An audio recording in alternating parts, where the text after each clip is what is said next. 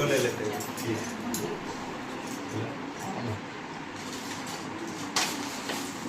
चलो तो सभी बच्चे जो है मुंह मीठा करेंगे। एक बार इधर देखिएगा फोटो में। नमस्कार, एक बार फिर से मैं आप सभी का अपने चैनल पर स्वागत करता हूं। आज हम कहलगांव के एक कोचिंग में बैठे हुए हैं। यहां हमारे साथ कुछ छात्राएं बहनें हैं। आइए उनसे हम बात करने का प्रयास करते हैं।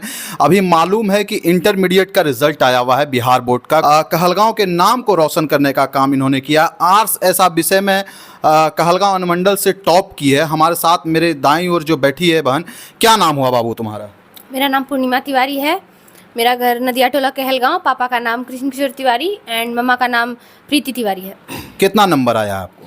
404 आया है हमको। 81%। किस कॉलेज से आप पढ़ रहे थे? SSB college. पढ़ाई का आपका मतलब करने का तरीका क्या था? जो बच्चे अच्छा नंबर नहीं ला पाए, बहुत ऐसे स्टूडेंट हैं जो इस वीडियो को देखकर प्रेरणा लेंगे, उनको आप क्या संदेश देना चाहिए? किस तरह से पढ़ना चाहिए? बच्चों के लिए क्या संदेश है आपका? पढ़ाई में तो सबसे ज़्यादा मैटर करता है कि आप कितनी देर पढ़ रहे हो। ये कोई दिक्कत नहीं है, आप अपने हिसाब से 2 घंटा 3 घंटा 4 घंटा जितना भी आपको मिले उतना देर पढ़ सकते हैं। बट मैटर ये करता है कि आप कंसिस्टेंसी के साथ कितना पढ़ रहे हैं, कितने मन लगा के उसमें पढ़ रहे हैं, या फिर आपको वो याद कितना हो रहा है। और जितना ज़्यादा से ज़्यादा हो सके ऑब्जेक्टिव के साथ साथ सब्जेक्टिव पे, अपने राइटिंग स्किल्स पे भी ध्यान देना चाहिए, क्योंकि आर्ट्स एक ऐसा सब्जेक्ट है जिसमें लिखना ज़्यादा पड़ता है और लिखावट में ही ज़्यादातर नंबर कटता है। और मेरा भी जो थोड़ा बहुत नंबर हमको लगता है कटा है, लिखावट में ही कटा है। तो और बढ़िया हम कर सकते थे अगर और अच्छा लिखते तो सभी बच्चों को हम यही कहेंगे कि टाइम मैनेजमेंट पे ध्यान दीजिए, अपने ऑब्जेक्टिव्स पे ध्यान दीजिए एंड सबसे ज़्यादा बड़ा है कि राइटिंग स्किल्स पे, अपने लेखन कला पे ध्यान दीजिए। सबसे ज़्यादा आपको किस विषय में नंबर आया? सबसे ज़्यादा हमको पॉलिटिकल साइंस में आया है 91%। आगे आप क्या करना चाहती हैं? इसके बाद आपका रिज़ल्ट आ गया, आगे का आपका क्या लक्ष्य है? आगे का मेरा तो एक ही लक्ष्य है, जो कि मेरी सारी दोस्तों को भी पता है। हम UPSC करना चाहते हैं और उसके अलावा मेरा कोई भी टारगेट, कोई भी लक्ष्य नहीं है, सिर्फ CSE ही देना है हमको। हमारे साथ जो बहन बैठी है उनसे हम बात करा रहे थे, और भी छात्राएं हैं उनसे भी हम बात कराएंगे। शारदा पाठशाला स्कूल कहलगांव में प्रसिद्ध स्कूल है, जाना माना स्कूल है। वहाँ से एक छात्रा जो टॉप की है, आइए उनसे हम बात करने का प्रयास करते हैं। क्या नाम हुआ बाबू तुम्हारा? मुस्कान कुमारी मेरा नाम है। सत्कार चौक पे रहते हैं। पापा का नाम विभास कुमार सिंह और मम्मी का नाम सुलेखा देवी है। कितना नंबर आया है टोटल? हमको टोटल 400 नंबर आया है। कैसा लग रहा है? इतना बढ़िया रिजल्ट आया, कैसा लग रहा है? मम्मी पापा के साथ आप आए हुए हैं अभी सर के पास, अंदर से कैसा महसूस हो रहा है?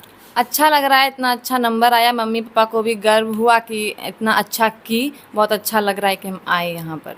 तैयारी कैसे करते थे? कितना देर पढ़ाई करते थे आप? पढ़ाई तो हम किए थे ज़्यादा, दिन में कुछ नहीं तो 8-9 घंटा तो आराम से पढ़ाई किए थे। हाँ, लेकिन कंसंट्रेट के साथ पूरा पढ़ाई किए थे और ऑब्जेक्टिव सब्जेक्टिव सब पे बराबर, सब सब्जेक्ट पे बराबर ध्यान दिए थे। आगे का क्या आपका लक्ष्य है? आगे ग्रेजुएशन करना है और अच्छे पोस्ट पर पुलिस में हमको जाना है। इनकी माता बगल में बैठी है, इनसे हम बात करने का प्रयास करते हैं। माताजी, आपकी बेटी 400 नंबर ला के स्कूल टॉपर बनती है, कैसा महसूस कर रहे हैं आप? बहुत अच्छा महसूस हो रहा है। आज के डेट में अभी भी महिलाओं छात्राओं को पढ़ाने से पहले माँ पिताजी 100 बार सोचता है। वहीं आपकी बेटी घर से निकलती है, पढ़ाई करती है और टॉप करती है, स्कूल टॉपर। महसूस क्या हो रहा है अभी? जो अंदर फील हो रहा है वो बताइएगा। बहुत अच्छा महसूस हो रहा है कि बच्चा पढ़ रहा है। जो शिक्षक हैं पढ़ाए हैं उनसे हम बात करने का प्रयास करते हैं। क्या सर, क्या कहना चाहिएगा आपका? इतना बच्चा टॉप कर गया, मतलब ऐसा कोई जड़ी उड़ी रखे हैं क्या? मतलब दे देते हैं बच्चा टॉप कर जाता है?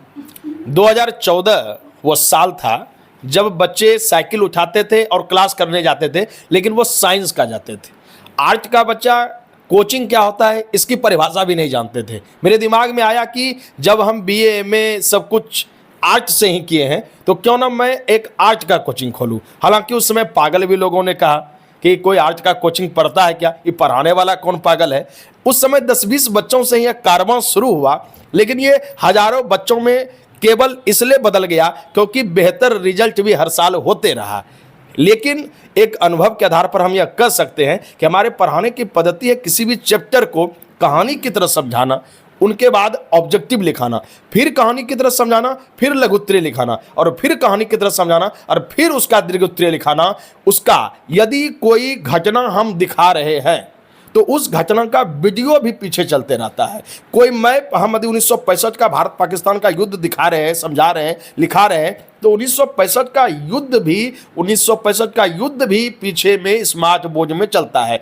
अर्थात मैंने शिक्षा में वो क्रांति लाने का प्रयास किया कि आप केवल लाल बहादुर शास्त्री को किताबों में न पढ़ें, आप जवाहरलाल नेहरू और अम्बेडकर को किताबों में न पढ़ें, उनको आप देखिए भी, उनके जीवन शैली से सीखिए भी। तो ये कहीं ना कहीं बहुत जो है दिमाग को प्रभावित करने का काम किया, और उसी का नतीजा है कि सैकड़ों विद्यार्थी जो है बेहतर रिजल्ट करते हैं, जिसका सम्मान समारोह सबको बुला करके प्रशस्ति पत्र और उसके साथ शील्ड मेडल सब दे करके करेंगे। लेकिन हमारे बीच अभी तत्काल लोकल बच्चे जो कि कुछ अच्छे बेहतर नंबर आए हैं, अनुमंडल टॉपर है, शारदा प्रसाद टॉपर है, ये सभी बच्चे मौजूद हैं। तो आप इनसे ही इनकी सफलता का जुबानी सुनिए। सर एक चीज़ और जानना चाहेंगे, कुछ लोगों का कहना होता है कि सरकारी स्कूल में पढ़ाई नहीं होता है। हमारे साथ जितनी बच्चियां बैठी हैं सब लगभग सरकारी स्कूल से पढ़कर इन्होंने टॉप किया है। इसके बारे में क्या कहना? आप कुछ दिन के बाद आप भी ज्वाइन करने वाले हैं सर, आप भी सरकारी स्कूल में जाकर पढ़ाएंगे छोटे छोटे बच्चों को, बड़ों बच्चों को, तो इसके बारे में आप क्या कहना चाहिए? एक सीधा सा उदाहरण समझिए सर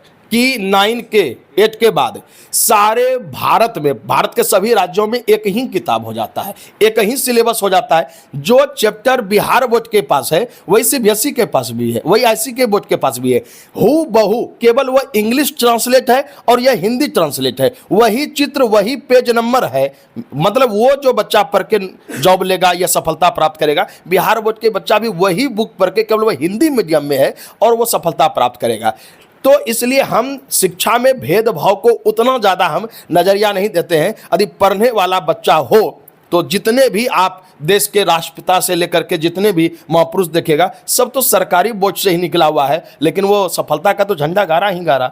लेकिन यह बात सच है कि उस राज्य में जहां मैट्रिक तक अंग्रेजी फेल हो जाने के बाद भी आप पास कर जाते हैं और अचानक इंटर में प्रवेश करने के बाद अंग्रेजी में बिना पास किए आप पास नहीं कर पाइएगा।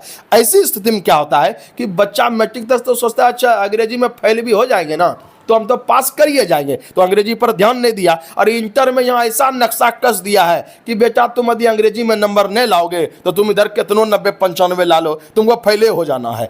इस हिसाब से हम यह देखते हैं कि कहलगांव या भागलपुर के बच्चे जो बिहार टॉपर, आज जब हम पेपर पढ़ रहे थे कि 3 साल से पिछड़ रहा है बिहार के टॉप 5 में भागलपुर के बच्चे, और उसका बहुत बड़ा योगदान है अंग्रेजी विषय। ये नहीं कि अंग्रेजी विषय खराब है या यहाँ के शिक्षक खराब है, क्योंकि उनका जड़ ही पिलर इतना कमजोर हो गया है 9-10 में कि वह इंटर में जैसे आता है तो उसको कुछ समझे में नहीं आता क्या ABCD हो रहा है। कहीं ऐसा बात नहीं है कि आपका सरकारी में हो गया है तो आप सरकारी का बड़ाई कर रहे हैं? नहीं, मैंने एक रूपदर्शी बताया कि जो बुक उसमें इंग्लिश मीडियम में चलता है वो हिंदी मीडियम में चलता है, वो प्रमाण हम दे देंगे।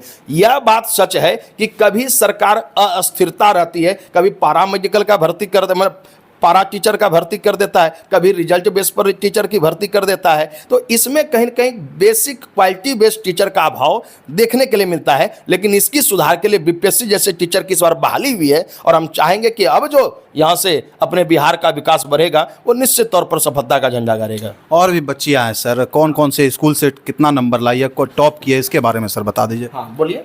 कहाँ से आप पढ़ाई कहाँ से किए? हम SSB कॉलेज से। कितना नंबर आया? मेरा 363। आपका क्या नाम है? स्वीकृति कुमारी। आपका? अंशिका कुमारी, कौन कॉलेज से? SSB college. कितना नंबर? 372। आपका? आरुषि सिंह और मेरा नंबर 387 है SSB कॉलेज से। सबसे ज़्यादा किस विषय में आपको नंबर? हिंदी में 84। हिंदी का आप पढ़ाई मतलब कहाँ से करते थे? यही करमभूमि कोचिंग से रवि सर पढ़ाया करते थे हिंदी का। अभी हम कुछ देर पहले वीडियो एक अपलोड किए हैं, एक छात्रा का अनुमंडल साइंस में जो टॉप की है, उसके नीचे कमेंट भी आया था कि हिंदी के जो मेन उसका हिंदी में भी बढ़िया नंबर आया। तो हिंदी के जो शिक्षक होते हैं सबसे ज़्यादा अगर किसी में नंबर कटता है तो हिंदी में कटता है, अब वही छात्रा हिंदी में सबसे ज़्यादा नंबर लाती है, काफ़ी प्रशंसनीय है। आपका किस विषय में सबसे ज़्यादा नंबर? मेरा इंग्लिश में सबसे ज़्यादा नंबर है। इंग्लिश कहाँ पढ़ते थे आप? अवतार कोचिंग। आपका किस विषय में सबसे ज़्यादा? 91। कहाँ पढ़ते थे? करमभूमि रवि सर के पास। आप लोग आगे चल के क्या करना चाहते हैं? आगे चल के पहले तो BA करना है और इधर साइड से हम DLED का फॉर्म भरे। अगर मेरा DLED निकल जाता है तो हम फिर DLED में एडमिशन ले लेंगे। आप डिफेंस लाइन में जाना चाहते हैं हम भी डिफेंस लाइन में जाना चाहते हैं। चलिए, अभी हम छात्राओं से बात करा रहे थे, इंटरमीडिएट का जो रिज़ल्ट आ गया है उसके बारे में हम जानकारी दे रहे थे। अभी अगर आप हमारे चैनल पर नए हैं तो हमारे चैनल को सब्सक्राइब कर लें। फिर से हम मिलेंगे एक नए वीडियो में एक नई जगह। तब तक के लिए जय हिंद, जय भारत।